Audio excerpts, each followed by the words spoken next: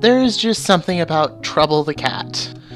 Something about him just attracts artists.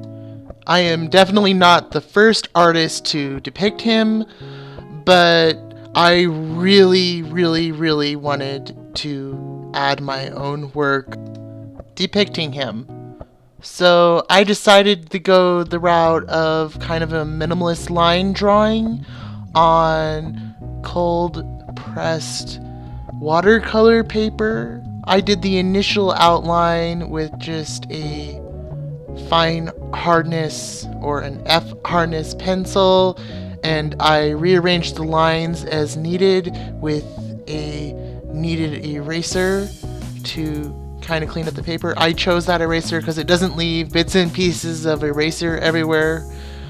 I find myself not liking using erasers to leave bits and pieces everywhere. I just can't quite get them all off, and when I go to add other mediums, I end up with eraser in my other mediums, and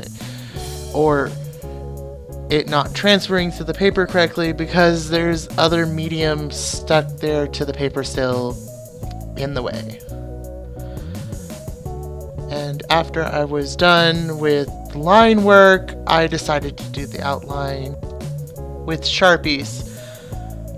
I chose a complementary color scheme of purples and a really light pink, and I had a couple Copic sketch markers. They're the only Copic sketch markers I own laying around, and I decided to do the outline of the shadows with the Copic sketch markers after doing the initial line work with the Sharpies. I actually had a couple different goes at this drawing. I have a harder time with simpler designs where there's a large amount of blank background compared to a really full illustration where every little section of the illustration has just been covered in medium. And simplicity, it looks like it'd be easier. It's not, or at least it's not for me.